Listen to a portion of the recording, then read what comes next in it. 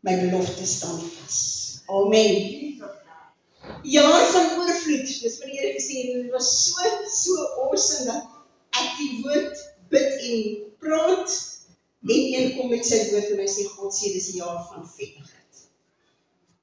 'n moeilike jaar, gaan 'n baie moeilike jaar wees, maar dit gaan 'n jaar van oorvloed wees. Amos 9 vers 13 tot 14 sê die Here vir my, kyk die dae kom, spreek die Here, dat die ploer die maaier sal inhaal, en die druiwekrapper die saadsaaier, en dat die berge van mos sal drup, en al die heuwels daarvan oorvloei sal wees. Psalm 65 vers 12, U kroon die jaar van U goedheid, en die voetstappe of voetspore drup van vettigheid, en 'n kroon weet ons almal gaan dit sien. Psalm 65 vers 12, ja, hy vryk die een. So oorvloed is God se voorsiening.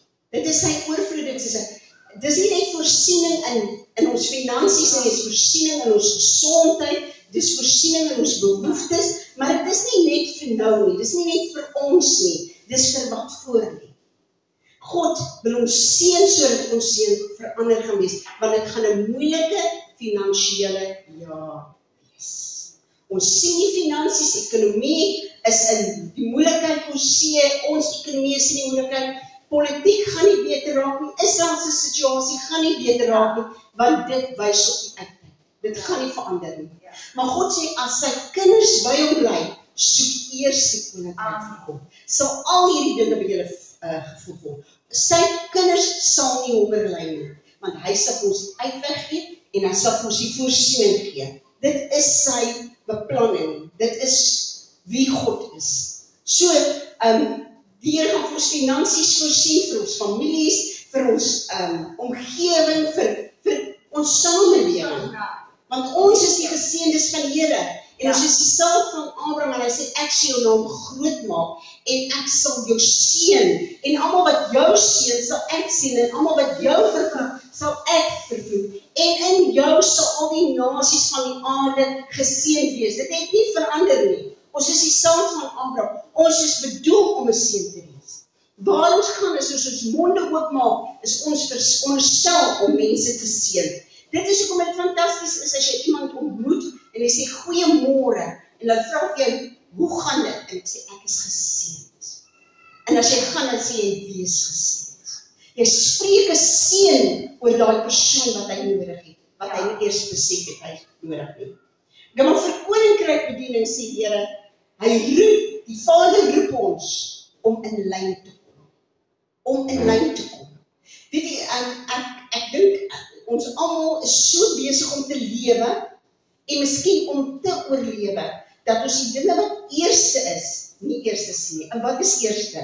Ons gaan eers in die boek van die woord in Bybel, wat sê, in die begin God. In die begin God. God eerste. As hy dan ook kom en hy gee die wette of sy beginsels aan die volk, deur Moses, dan sê hy Exodus dit is 20 vers 1 tot 6, excuse, ek het hier gesê 2, weer is 20. Toe het God al hierdie woorde gespreek en gesê, ek is die Here jou God wat jou uit Egipte land, uit slawehuis uitgelei het. Jy mag geen ander gode voor my aangesig hê nie. Here, maar ons aanbid nie afgode nie. Jou geld, jou kinders, jou man, jou vrou, jou kar, jou werk, al hierdie dinge, jou selfoon, alles kan 'n afgod wees. En hy sê, jy sal geen ander gode voor my aangesig hê nie. Jy mag vir jou geen gesneede beeld of enige gelykenis maak van wat bo in die hemel is, of van wat onder die aarde is, of van wat in die waters onder die aarde is nie. Jy mag jou voor hulle nie neerbuig en hulle nie dien nie, want jy kan met jou hart neerbuig nie. Want ek, die Here jou God, is 'n jaloerse God. God eerste, ek wil eerste wees. Soek eers die koninkryk van God. Ken my eers in jou situasie. Net ken die Here in al jou weë, dan sal hy jou paaie gelyk maak. Maar ons doen eers ons eie ding, en wanneer alles nou geflop het, dan wil ons bid. Dan sê ons, nee, nou moet ons bid. Nou moet ons hoor wat die Here sê. Hy sê, kom eers na my toe. Sit eerste dinge weer eerste. Wys dat ek eers is. As mense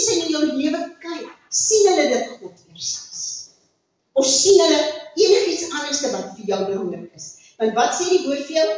Waar jou treasure is, daar sal hart ook wees. Met ander woorde, as jou man of jou kind of selfs jou eie tyd of jou eie gerief belangriker is as God, dan sien mense dit raak. En dit is waar jou hart is. Die Vader roep ons om ons tyd saam met hom as lewensbelangrik. Lewensbelangrik, dis wat die Here gesê, lewensbelangrik te ag. Hoekom? Want as ek 'n probleem het, sê die Here, hy gee wysheid. As ek nie weet wat om te doen nie, sê die Here, ek gee uitkoms. As ek siek is, want ons word siek, ons is mense, dan is hy die een wat my herinner, dat deur sy wonde is ek genees. Hy is die een wat vir my sê, weet jy, gaan praat net so en so, hulle sal vir jou kan help. Maar ons doen dit nie. Wanneer het jy al voor iets gesit en jy het net nie die antwoord nie, en jy sê, Here, help. Iets wat jy soek en jy kry dit nie, en jy sê, wil ek kies help. En daar kry jy dit. Skielik, waar jy gesoek het, maar dit nie kon kry nie, nou so daar. Hy sê, dit gaan lewensbelangrik wees in die jare, hierdie jaar wat kom. Lewensbelangrik. Want die Here gaan vir jou wys nog voor iets gebeur. Want ongelukkig het ons as kinders van die Here 'n teiken op ons. Ons het 'n teiken op ons gesondheid, ons het 'n teiken op die finansies, ons het 'n teiken op ons verhoudings met ons kinders en ons man en ons vrou. Ons het 'n teiken. En as ons by die Here se voete sit, gaan hy dit vir ons wys. Wat sê die koning? Hoe val hierdie mense ons die hele tyd aan? Hoe is dit moontlik? Dan sê hulle maar, koning, daar's 'n profeet wat hoor wat sê jy in jou binnekamer. Hoekom? Dis God wat dit bekend maak. Mense wat teen jou dinge beraam, God sê, hy sal dit vir jou wys nog voor dit gebeur. Lewensbelangrik. Die Here gebruik hierdie woord, mense, lewensbelangrik. Nie, dis belangrik, dis lewensbelangrik. In die oggend, begin jou dag by die Here. Dit is 'n beginsel. Die eerste keer vir God, en dan die res van die dag, voel jy jou dag vloei nie. Maar begin gejaag, dan vind jy alles is gejaag. Maar begin by die Here. Ons het ongelukkig nie almal daai luukse om wakker te word en rustig met die koppie tee na die Here toe te gaan nie. Maar as jy nie kan nie, begin by die Here. Staan vroeg op, maar begin by die Here. Lewensbelangrik, sê die Here.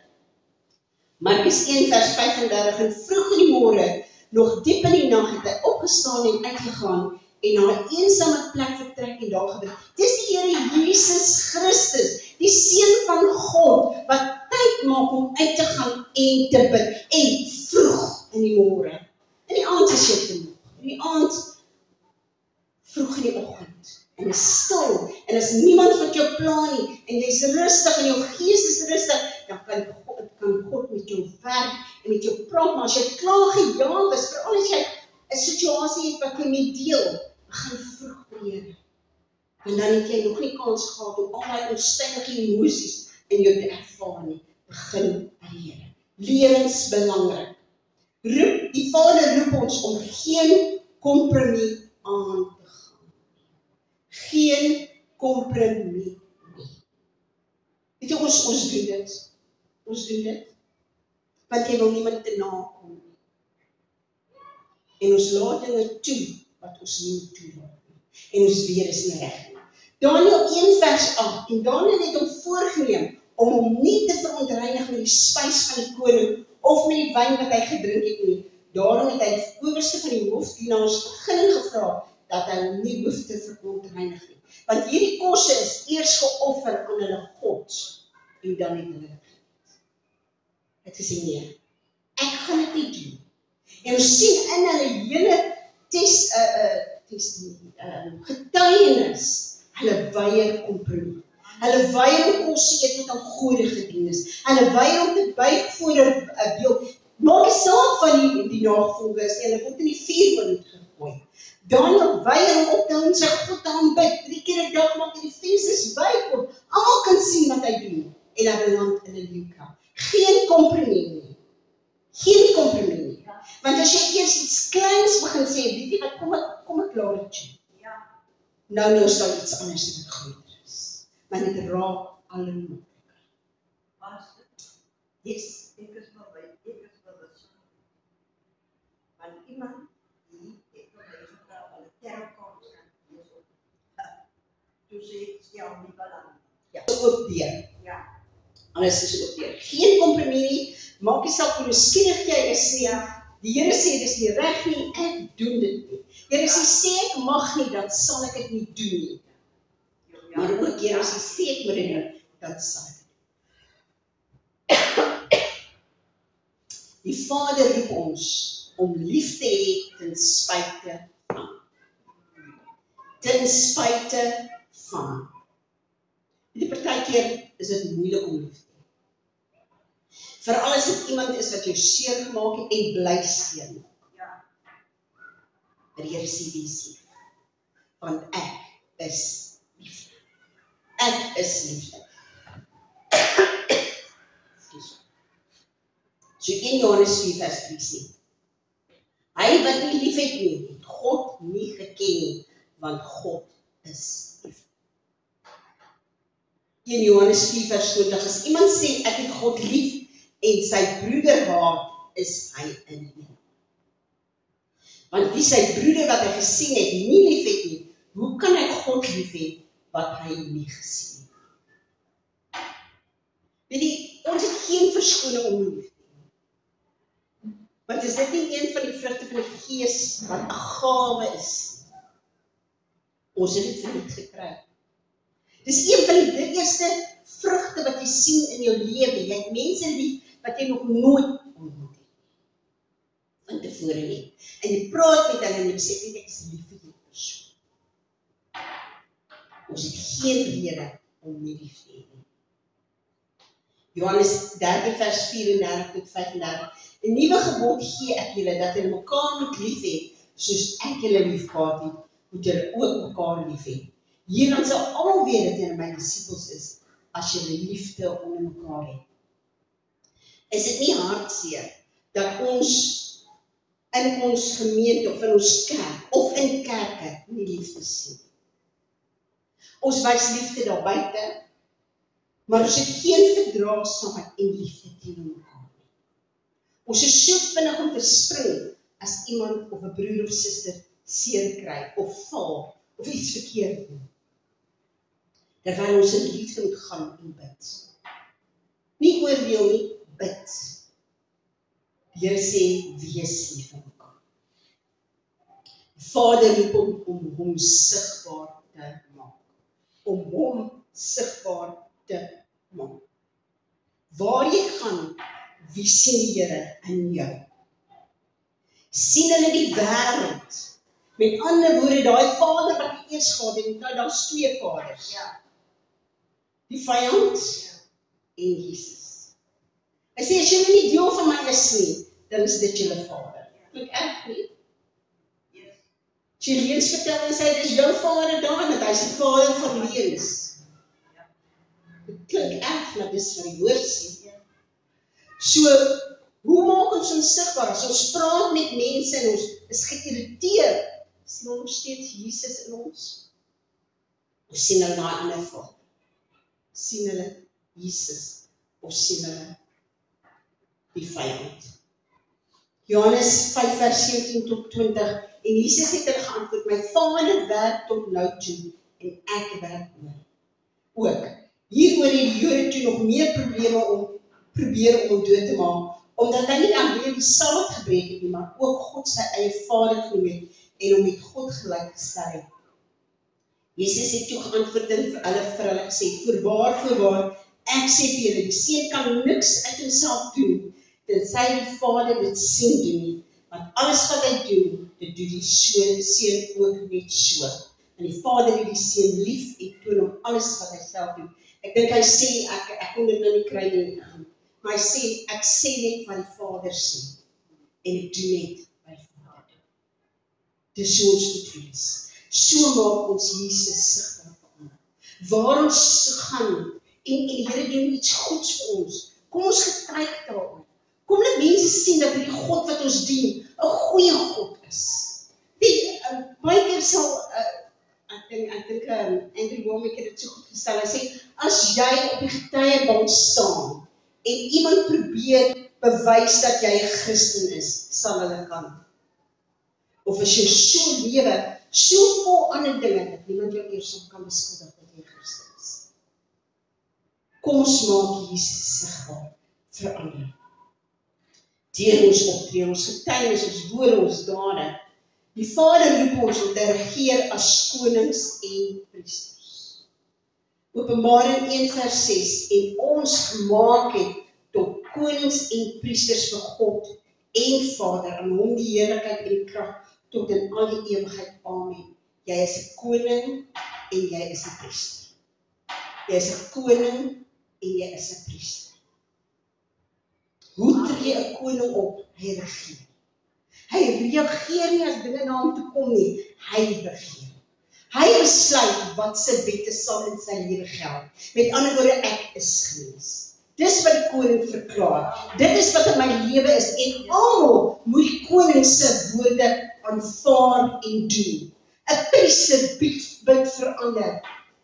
'n Priester seën ander. Dit is wat die Here in ons lewens wil sien. Hy wil sien dat ons as konings regeer. Hy wil sien dat ons priesters is, dat ons dit so nou opneem, dat dit belangrik is vir ons, dat ons weet wie ons is. Dit is wat die Here vir ons roep om te wees hierdie jaar. 'n moeilike jaar, soos ek sê, dit gaan finansiëel, mense gaan hulle werk. Dit gaan 'n moeilike jaar wees. So wees lewensbelangrik by Jesus se voete.